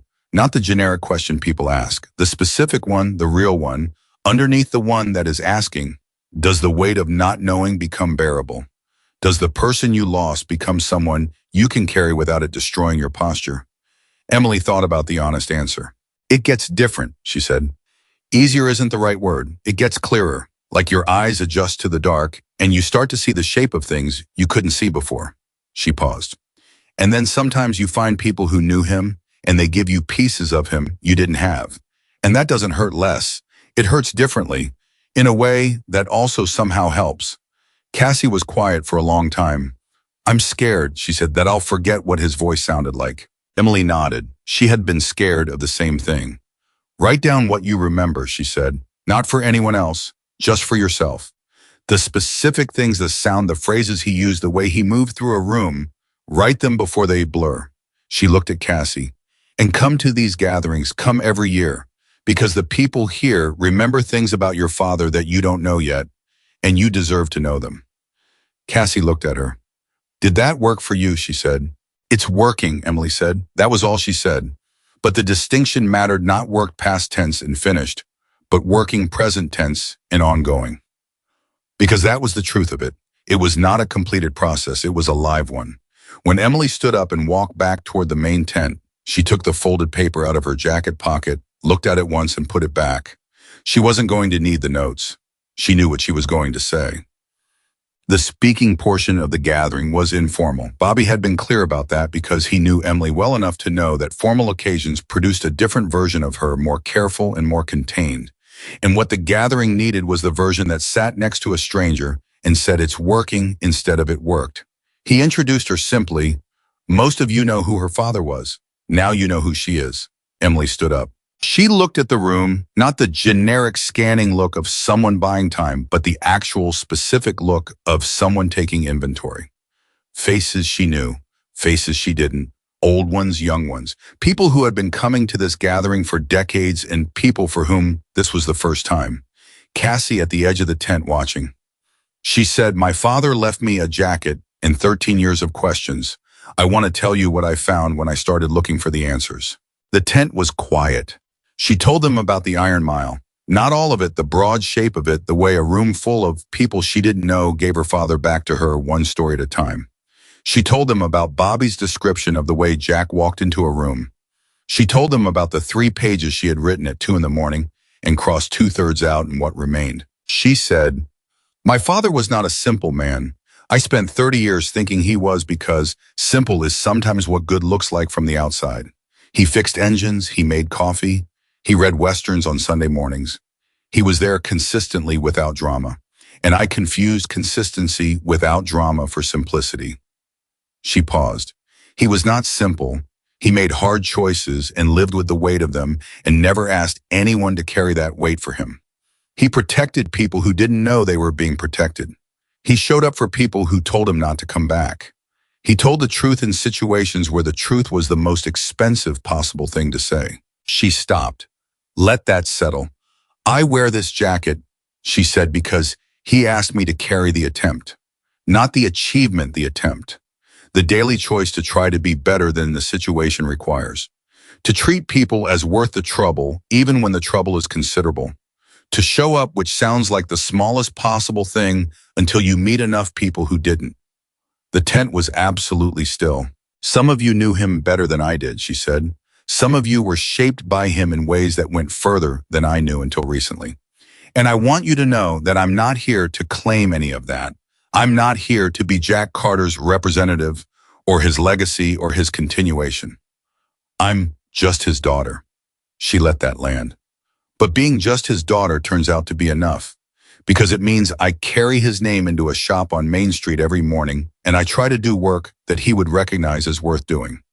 I try to see people the way he saw them, as worth the trouble, even the difficult ones, especially the difficult ones. She looked at Cassie. Cassie was looking back at her with the expression of someone who has been given something they needed so much they hadn't known how to ask for it. Emily said, "If you're here today carrying something heavy, and you haven't found the people who can help you carry it, look around this room. They're here. They know things about the people you've lost that you haven't heard yet, and you deserve to hear them." She paused one final time. The jacket doesn't make you someone. The patch doesn't make you someone. The attempt does. Every day. That's the whole thing. She sat down. The tent was quiet for 3 full seconds. Then Bobby Jenkins started clapping. Not the polite, measured applause of obligation, the real kind, the kind that starts in the chest.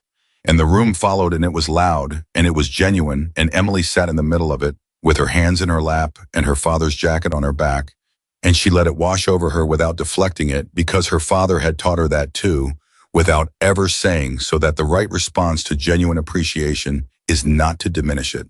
It is to receive it with the same quality of attention you would give to anything that matters. Afterward, people came to her. Not all of them, but many coming the way people come after something resonant with the specific directness of those who have been moved past the polite distance they usually maintain. They said things to her. She listened to all of it. Cassie came last. She didn't say anything for a moment. She just looked at Emily with the red eyes of someone who has been crying without entirely realizing it and said, "My dad would have liked you."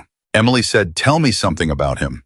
And Cassie did. Standing at the edge of the tent with the afternoon winding down around them, Cassie told Emily 3 specific things about her father. The way he laughed, the phrase he always used when he was trying to make a point, the particular stubborn pride he had about making his own coffee rather than buying it, and Emily listened with the complete and unhurrying attention that she had learned from the man she was most like, and she did not once check the time. A month after the gathering, Gerald Marsh sent a letter. Not an email, a letter, handwritten on plain paper, in the careful script of a man for whom the effort of writing by hand had become significant. It was 3 paragraphs. The first was about his health, which was not improving, but was not deteriorating as fast as expected, which he described with the dry practicality of someone who has made peace with the situation and is no longer interested in performing either optimism or despair. The second was about Daniel Cole, who had, according to Marsh, begun asking questions that Marsh had been hoping he would ask for years. The third paragraph was about Emily. He wrote, "I want you to know that the conversation you had with Daniel at that truck stop diner produced something I couldn't produce in 20 years of trying. Whatever you said and whatever he heard underneath it, something shifted. He is asking about his father now. He is beginning to understand that the absence of a parent is not something you recover from. It's something you integrate. I believe you know this. I believe you learned it the same way he is learning it. I thought you should know that your father's daughter is continuing to do what your father did, affecting people at a distance they don't know about. The ripples are still moving." Emily read that letter 4 times. Then she put it with the other letter, her father's letter, and folded both of them into the inside pocket of the jacket where they would stay. One more thing happened that month, and it was the thing she hadn't seen coming, the final twist in a story that had been full of them. Victor Crane called. She had his number from Bobby, who had exchanged contact information with Crane in the weeks after the Iron Mile as part of the general reorganization of relationship that the night had produced. She had not used it. She hadn't known what she would say. But he called her. He called on a Wednesday evening while she was doing the bookkeeping that was always behind, which Tommy had recently taken over with unexpected competence, discovering in himself an aptitude for numbers that he apparently hadn't known he had, and she picked up on the 3rd ring.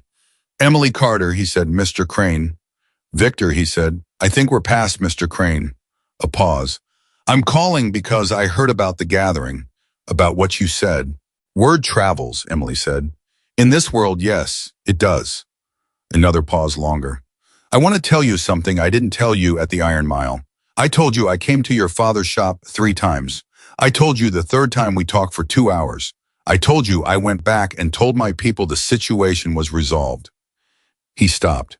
What I didn't tell you is what he said to me in those 2 hours that made me leave. Emily put down the pen. Tell me, she said. He said, Victor's voice had the quality of a man handling something carefully the way you handle something old and fragile that matters. He said, Victor, I know what you're here to do. I'm not going to beg you not to do it. But I want you to think about the version of yourself that exists 10 years from now and whether that man is going to be proud of what you do today. Victor stopped. That's it. That's the whole thing. He didn't threaten me. He didn't appeal to my better nature in any dramatic way. He just asked me to consider my future self. Emily sat with that. Her father, talking to a man who had come to harm him, asking that man to consider his future self. Did it work, she said. Clearly, Victor said. But here's the thing, Emily, it worked not because of the argument. The argument is simple. Anyone could make that argument. It worked because of who made it. Because your father was sitting there in his shop with grease on his hands, having already been through everything he'd been through, and he was not afraid. He was not performing calm. He was genuinely, completely unafraid. A pause. When someone faces you without fear, in a situation where fear would be completely reasonable, it does something to you. It makes you look at yourself differently. Because you realize that the thing you're relying on to have power over them, the threat, the intimidation, it has no purchase. And then you have to figure out who you are without it. Emily's throat was tight. She breathed through it. He never told me any of this, she said. No, Victor said, but I think part of why I'm telling you now is that he would have wanted you to know. Not to make him a hero, just so you understand the mechanics of it, so you understand what it looks like to operate from that place. His voice shifted slightly. Because you're doing it too. I've heard the stories from the last 2 months. The gathering, the truck stop, Marsh, all of it. He paused. You're doing it too, Emily, and I don't think you fully know it yet. She didn't answer immediately. She thought about the bike in the parking lot every morning. The growing queue of work. Tommy's surprising competence with numbers. Decker's fabrication corner, which had already brought in 3 custom exhaust jobs that Emily would have had to turn away. She thought about Cassie at the edge of the tent, telling her 3 things about her father. She thought about Daniel Cole leaning forward in a chair in a house in Tucson, absorbing every word she said about Jack Carter. She thought about the shop, about what it was becoming. I know it, she said quietly. I'm just trying to be worthy of it. Victor Crane was quiet for a moment. That's exactly what he would have said, he said. She hung up the phone. She sat in the shop in the after-business quiet, the good quiet that a busy day leaves behind, with Tommy's organized desk to her left and Decker's fabrication corner to her right, and 7 bikes in various states of attention along the wall. She looked at the jacket on the hook. She had almost not brought it in that morning, not for any deep reason, just the ordinary thoughtlessness of habit, reaching for something else before catching herself. She had gone back and gotten it. She always went back and got it, not because she needed to prove something, not because the patch meant power or the jacket meant membership or any of the things that people who didn't understand it had assumed when they laughed. She went back and got it because it was hers, because it was her father's attempt, made material his daily choice to be better than the situation required, made into something she could put on her body and carry into the world, because it was a promise not to anyone else, not to any chapter or cause or history, but to herself renewed every morning that she was going to try. The attempt every day. She got up, she walked to the hook, she took the jacket down, she put it on. The weight of it was exactly the same as it had always been. The weight of leather and lining and the faded patch that people had laughed at and chapter members had frozen for, and a man in a truck stop had turned to look at twice, and a dying man in Tucson had recognized from across 22 years. The physical weight was unchanged, but the weight she felt now was different from the weight she had felt 14 months ago when she first took it off the hook in her mother's closet and put it on because the shop was cold and she wanted to be close to something of his. She understood it now, all of it. The history and the cost and the attempt and the ripples that were still moving across the water through Bobby Jenkins and Carl Decker and Victor Crane and Gerald Marsh and Daniel Cole and Cassie and Tommy Reyes and Harold the retired postal worker and the 31 bikes fixed last month, and the bookkeeping that Tommy was handling, and the fabrication corner that Decker was building, and the gathering of people who had needed to hear what she said and had come to her afterward with their own stories and their own questions and their own versions of the heavy thing that most people carry alone because they haven't found the right people to carry it with yet. She understood it. She locked the shop. She walked to the truck.